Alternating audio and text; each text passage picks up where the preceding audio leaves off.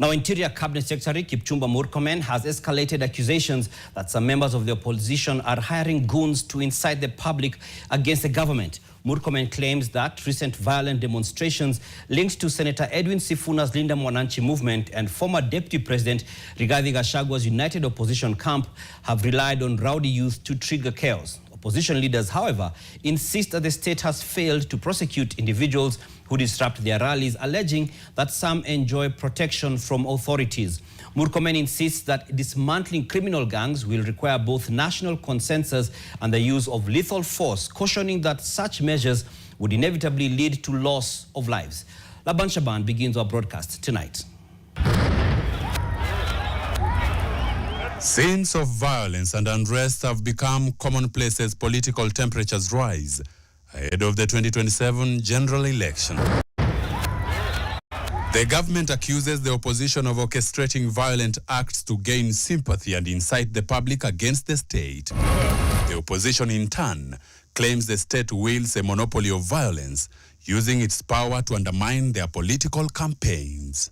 The more you disrupt our meetings, the more you kill people, the more you beat elected leaders, the more popular the movement becomes. What is emerging is a troubling shift.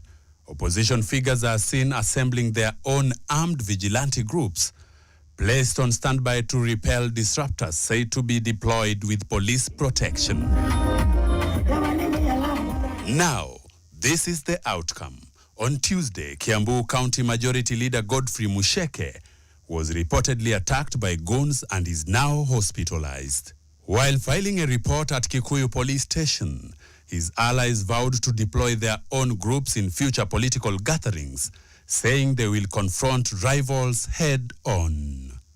Askari, kama umeshindwa na kazi yenu, sisi tutajipanga vilivyo.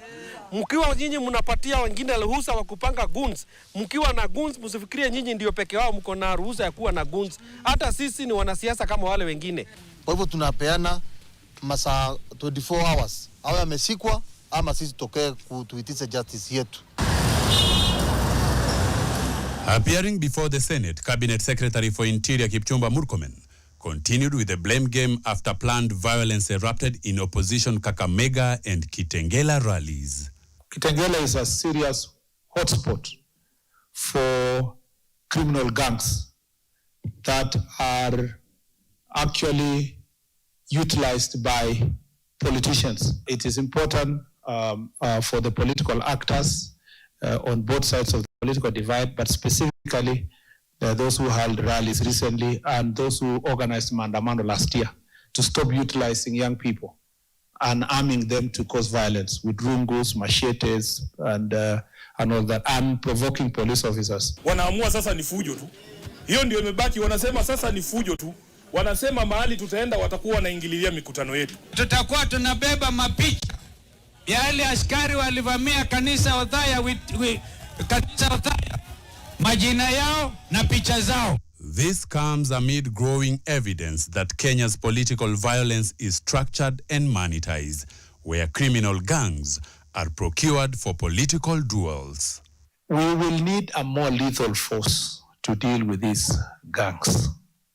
Unfortunately, the environment we are operating in, there is no consensus. And you see, because some of them are armed, if they engage police officers, some people will die. And as soon as somebody dies, I will be brought here, oh, the government is killing people. Oh, you know, it's our people. Oh, it's our youth. How can you turn against your own people? Because I don't understand. I find it difficult to call these people leaders. How can you turn against your own people? How would you want to kill your own people? A 2025 investigation by Odipodev in collaboration with Tribeless Youth described a freelance violence economy where politicians hire young men to disrupt rallies, intimidate rivals, and infiltrate protests. This is orchestrated with fixed payments of about 500 shillings for routine disruption and up to 2,000 shillings for high-risk assignments. The findings warn that unemployment is being exploited for political muscle, a trend critics say poses a serious threat to democratic stability. Laban Shaban, NTV, Nairobi.